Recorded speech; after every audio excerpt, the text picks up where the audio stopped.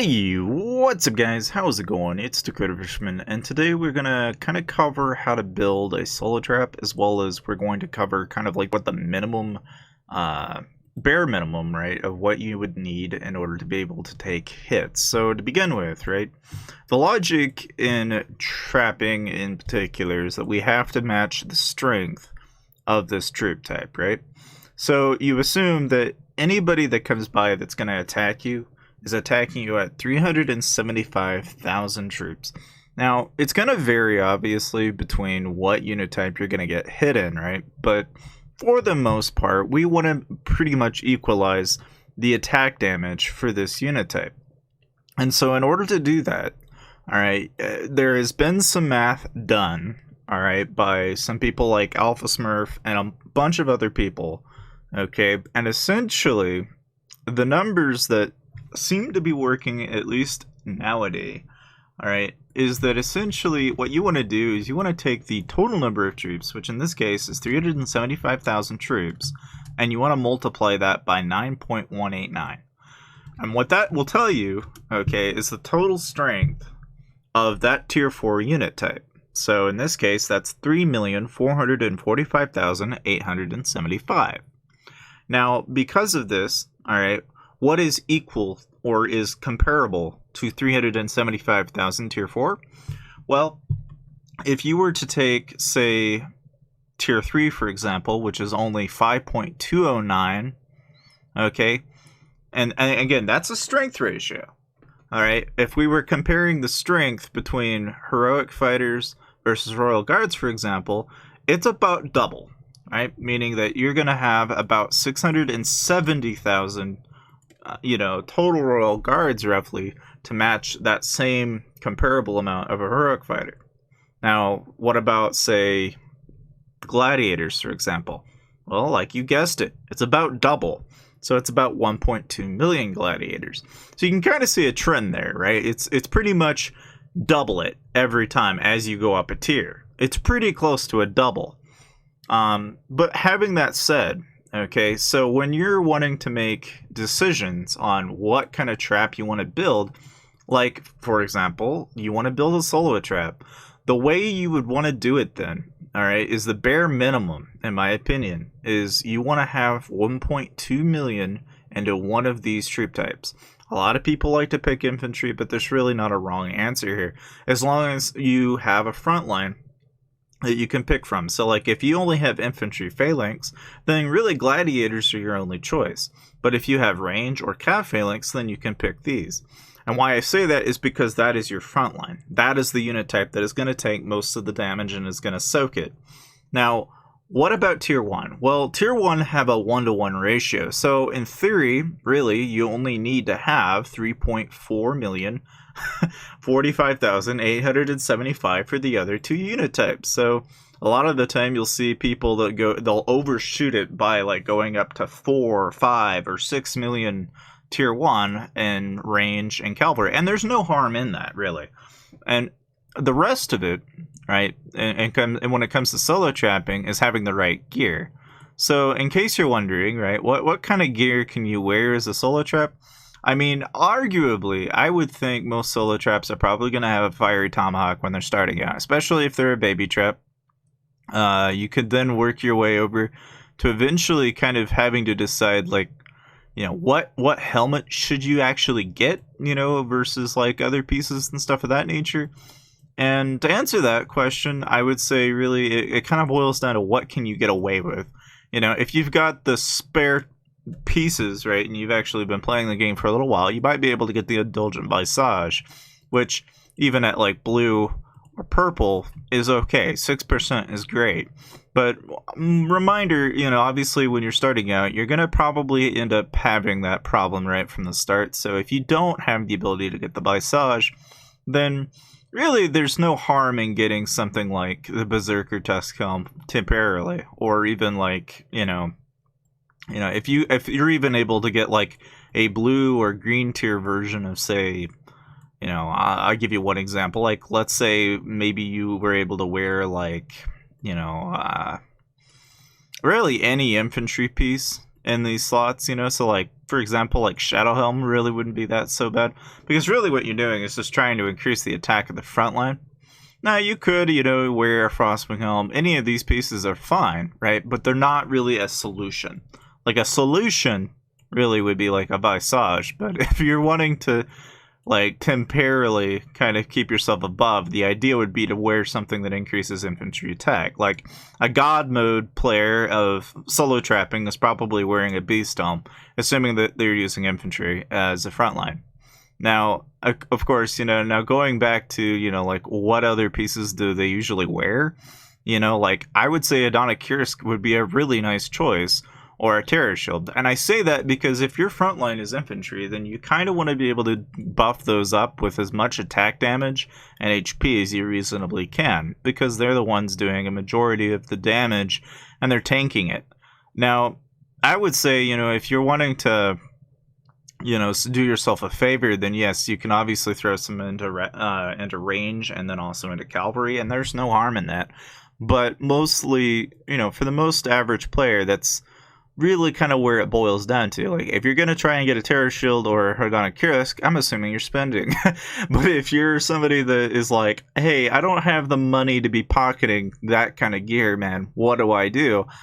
I've always kind of been a big fan of Winter Parka. Now, I know a lot of people like to argue with me on this because they're like, but Winter Parka is not that good. Well, it's 15% HP and then it's 12% infantry, which is better than what you're gonna get if had you worn like some of these free-to-play, easy-to-grab gear pieces. But like anything, if you can get Armor of the Abyss, there's no harm in that. Like 5% army attack is not that bad. But I would argue with you if you would tell me that 15% and 12% is worse than 5% army attack, because it's not. And I know some people that like to think that, but that's really not the case.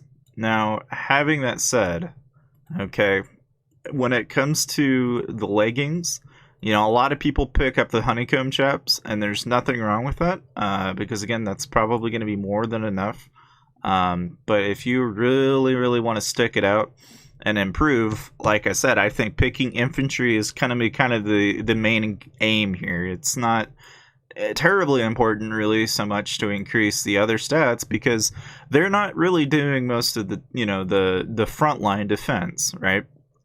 And I'm not saying you should ignore them, because they do the damage against the other unit types. Like, you should focus on the attack stats there, but when you've got the opportunity to like improve the actual infantry defense and HP, there's really not a lot of reasoning behind not doing it.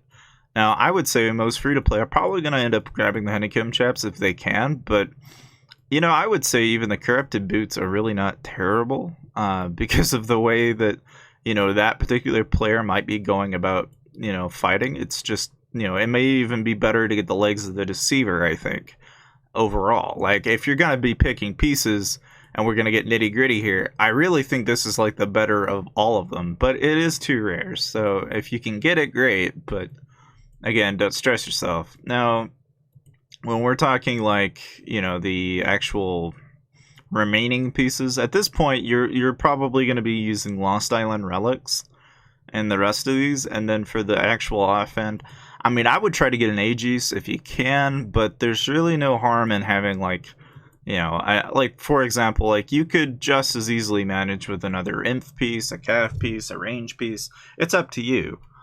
But essentially, right, with what I've told you this far, okay, this is pretty much what you can do to build a solo trap. And you can do this at, like, Castle 20. You could do it at Castle 24. I would say the best solo traps out there right now, though, they don't make any mistake of not having their research up to 9. Okay, meaning that they need to have infantry offense, range offense, and cav offense, defense, and the HPs all at 9. And even I would say arguably these as well at 9. Because if you don't, it's just going to be a hard time. You're going to have, it's going to be more difficult than you would like it to be able to trap properly. Now, of course, you know, when it comes to actually being able to support yourself, I mean, a lot of the traps out there, they're going for the lowest might possible, which means that a lot of the time they destroy all of their resource buildings, and they leave most of these up here as infirmaries. and then they take a good chunk of the actual boosts that they have and everything. And the idea for them is always to swap. Now, some Gryphon traps out there and stuff of that nature, okay, the only thing that they've done differently, really, is that, you know, as a solo trap, they've essentially converted over and then they've invested into this particular familiar, who is a Pack 3 familiar, and then they get a lot of, like a lot, I'm not even kidding when I say this, a lot of, like, I don't even know where to begin with these fragments, but let's just say that it's like over 1,000 fragments to get that thing upgraded. But yeah, anyway, the point is, all right, if you're gonna be trapping in general, that's kind of the idea behind it. Now, you know, if you're trying to eat attacks and stuff like that, that's gonna do you just fine. Like, you're gonna be able to do perfectly well. But what if you're attacking? Well, okay, so that dynamic's going to change variably because it depends on, like, let's say your target is Caravaggio, who, in case you're wondering, is the royal baby garrison trap. All right, Caravaggio is not in war gear, so that means he's a pretty easy target. Chances are he's not in talents. Chances are he's probably really easy to hit. All right, and a lot of the time, anybody to everybody you ever want to attack in this game, you always want to try to hit them in the weakest point they are in stats. Because I can give you one example where, you know, like this guy, for example, looks pretty darn good, right? Because he's in research gear, but he's 200 mil. I don't know his, you know, composition, so chances are if I scouted him, I would know. But then, you know, let's say if we go over to, say over here, like by Comet Fort, all right, and I can, you know, pick my choice of any player here, but let's say Amarillo, for example. Amarillo is got a lunar scimitar up here, which is always a good piece to have, mind you, whenever you're starting out, like for traps and stuff like that. But for the most part, right, when it comes to actually attacking these people, okay, if you don't see anything that suggests that they're in full war gear, then yeah, you're probably fine to hit them.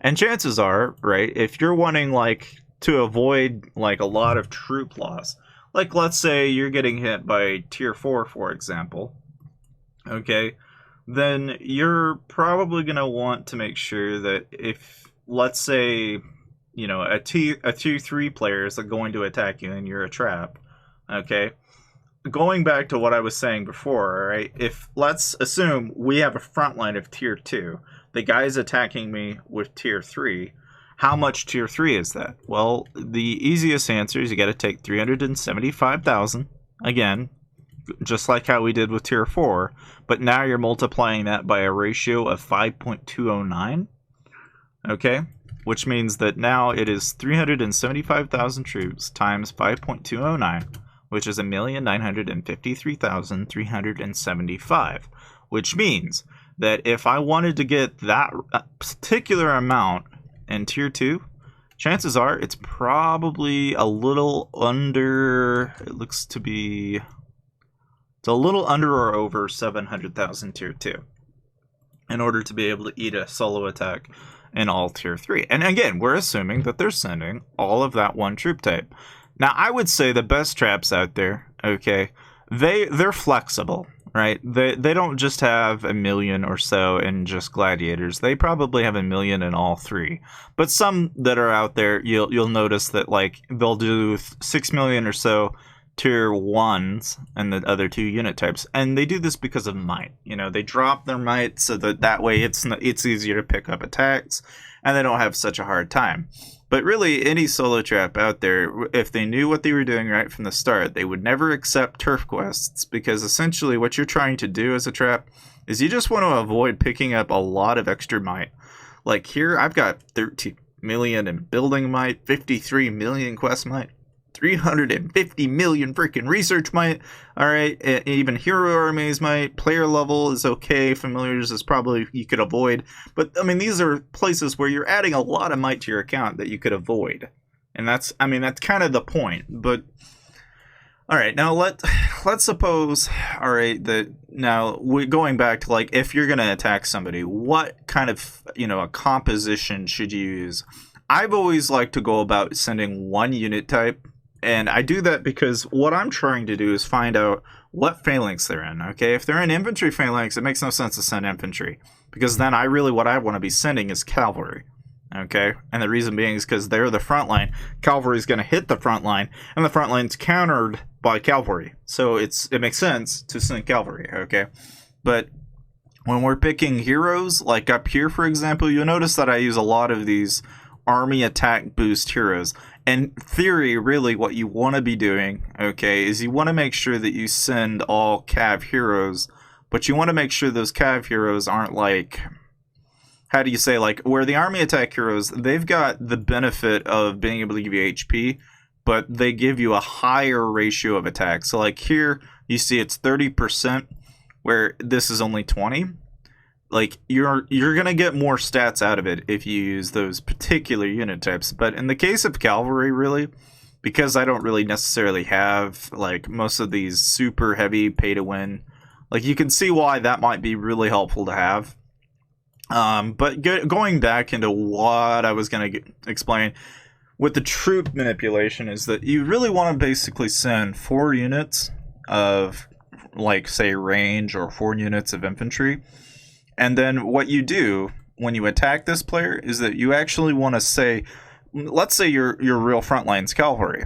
Then you're going to want to put them in the back, because essentially that means the 4 units of range and infantry are going to soak those first initial hits that they're going to get off the castle wall. And that's going to help you out with saving your troops a little bit. Now, when it comes to actually going about, like, let's say if I'm, actually wanting to soak a hit or something like that, like I'm actually wanting to hit this guy full on, what I a lot of the time do is I'm going to put about, like, almost 5, maybe 10% or so of that total army count. So, like, I'll put like 20, 30. A lot of the time it's about 40,000 or so tier 3 to my 250k stack. Or if it's 375k, I still do like 50 to 60k.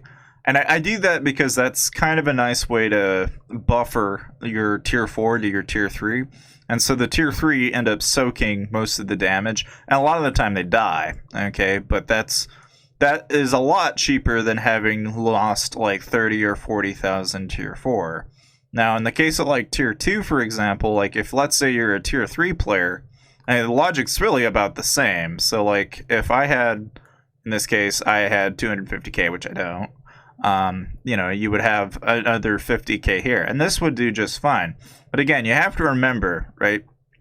Whatever amount you have, how do you know if, let's say, 250k tier 3 and 50k tier 2, how do I know if that's going to really hurt this guy? Well, funny enough, right, when it comes to frontline strength, you want to take the total amount that I was telling you before. So let's say maybe the guy's got like 200,000 or so, Royal Guards, for example, and maybe he's an infantry phalanx. Okay, right from the get-go, I know that if I send 200,000 cavalry, okay, that's a 1-to-1 ratio, and I'm in counter. Okay, so that essentially eliminates that front line, because that guy is using that particular front line. Like, if you're wanting to do a average on, well, is this hit gonna work or is it gonna hurt? It's all really boils down into whether or not you're, are you gonna be attacking this guy at full strength? Like, if he's gonna be packing gear like I do, and he's packing all of these troops like I do, okay, then ultimately what you're going to have to do in order to solo somebody out is you have to be able to know at what that minimum threshold is. And if you're curious, like, what is that minimum threshold? It's pretty much, there comes a certain point where eventually a 375,000 troop march just doesn't cut it anymore when it comes to the front line. A lot of the time, I would say that if you really want to get really specific with that, a lot of the time you just need to basically look at the strength of your front line, and, assuming that the guy has got even remotely, okay, close to the amount of strength that you have, and he's in war gear, then you can assume you're probably going to get capped.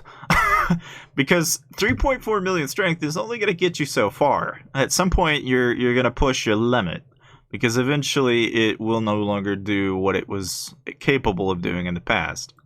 So you kind of need to be careful about that. But if you use those ratios I mentioned earlier and you go about playing the game pretty safe, you really shouldn't have a problem. But of course, you know, if you're looking towards being able to find that threshold and you really want to find out, you can test your luck and find that out on your own. And I'm sure you'll figure that out as you go along, because it's not something that, although I'd love to take a shot at it, I'm one to say that it's always costly to do it. At that rate, you might as well just rally. Having that said, though, I hope you guys enjoyed the video, and I'll see you guys next time.